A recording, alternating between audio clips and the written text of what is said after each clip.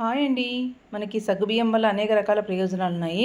దీన్ని ఉప్మా గాను, కిచిడి గాను చేసుకొని తినొచ్చు. ఇవి ఎక్కువగా ఉపవాసాలు ఉన్నప్పుడు తీసుకుంటారు. డైట్‌లో ఉన్నోళ్ళు అప్పుడప్పుడు చేసుకొని తినొచ్చు. దీంట్లో ఫ్యాట్ కంటెంట్ చాలా తక్కువగా ఉంటుంది. ఒక గ్లాస్ సగ్గుబియ్యం తీసుకున్నాను. వాటర్‌తో దీన్ని 2 సార్లు నీట్‌గా కడుక్కోవాలి. దీన్ని నీరు పోసి బాగా 2 టైమ్స్ కడుక్కోండి.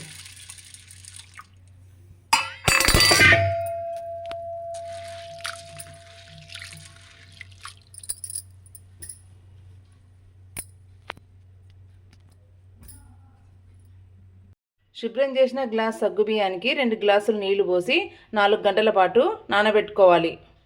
మీకు నచ్చిన కూరగాయలని ఇట్లా చిన్న చిన్న ముక్కలుగా కట్ చేసుకోండి.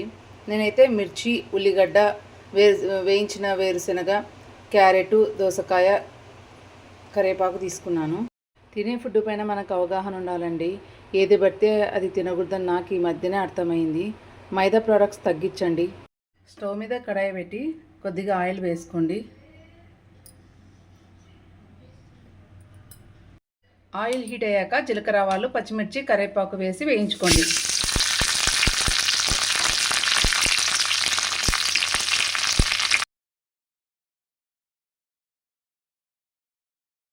ఇప్పుడు ఉల్లిగడ్డలు, క్యారెట్, దోసకాయలు వేసి వేయించుకోవాలి.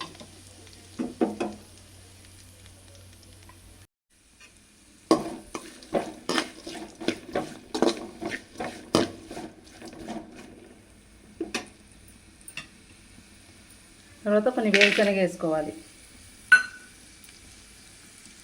సగ్గుబియ్యం ఇప్పుడు బాగా నానాయండి నీళ్ళలో. దీన్ని ఫిల్టర్ చేసుకొని అందులో వేసేద్దాం.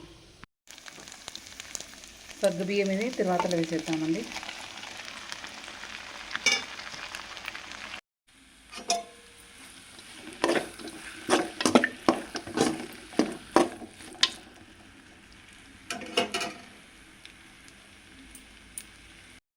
తగినంత ఉప్పు వేసి కలుపుకుందాం.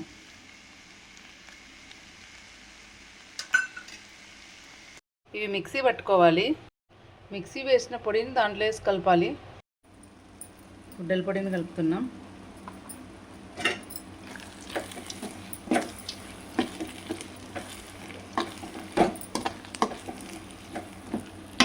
ఒక 5 నిమిషాలు మగ్గిద్దాం. సగ్గుబియ్యం ఉప్మా రెడీ అయిందండి. ఇప్పుడు డిష్ అవుట్ చేసుకుందాం. టేస్ట్ అయితే చాలా బాగొచ్చిందండి. నేను ఫస్ట్ టైం చేశాను. అద్భుతం అండి, చాలా బాగుంది. మీరు ఒకసారి ఇలా ట్రై చేయండి. హాయ్ అండి. మనకి సగ్గుబియ్యం వల్ల అనేక రకాల ప్రయోజనాలు ఉన్నాయి. దీన్ని ఉప్మా గాను, కిచిడి గాను చేసుకొని తినొచ్చు. ఇవి ఎక్కువగా ఉపవాసాలు ఉన్నప్పుడు తీసుకుంటారు. ఒక గ్లాస్ సగ్గుబియ్యం తీసుకున్నాను. వాటర్తో దీన్ని 2 సార్లు నీట్గా కడుక్కోవాలి. డైట్లో ఉన్న వాళ్ళు అప్పుడప్పుడు చేసుకొని తినొచ్చు. దీంట్లో ఫ్యాట్ కంటెంట్ చాలా తక్కువగా ఉంటుంది. దీన్ని నీరు పోసి బాగా 2 టైమ్స్ కడుక్కోండి.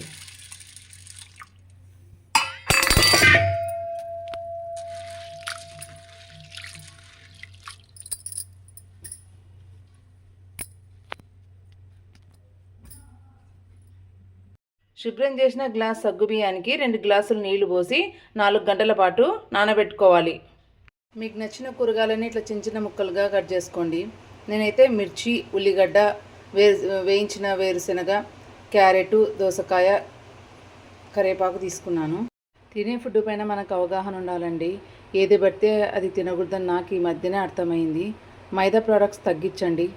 స్టవ్ మీద కడాయి పెట్టి కొద్దిగా ఆయిల్ వేసుకోండి. ఆయిల్ హీట్ అయ్యాక జీలకర్ర, ఆవాలు, పచ్చిమిర్చి, కరివేపాకు వేసి వేయించుకోండి.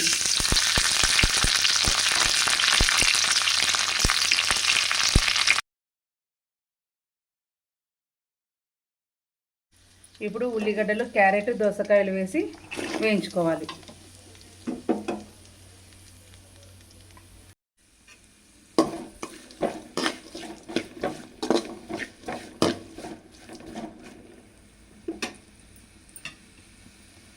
తర్వాత కొన్ని వేరుశనగ వేసుకోవాలి. సగ్గుబియ్యం ఇప్పుడు బాగా నానాయండి నీళ్ళలో. దీన్ని ఫిల్టర్ చేసుకొని అందులో వేసేద్దాం. సగ్గుబియ్యం ఇది తర్వాతలో వేసేద్దామండి.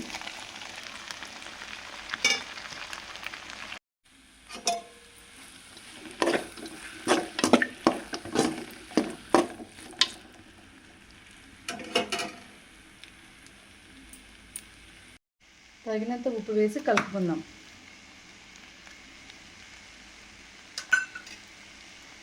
ఇవి మిక్సీ పట్టుకోవాలి. మిక్సీ వేసిన పొడిని దాంట్లో వేసి కలపాలి. గుడ్డల పొడిని కలుపుతున్నాం.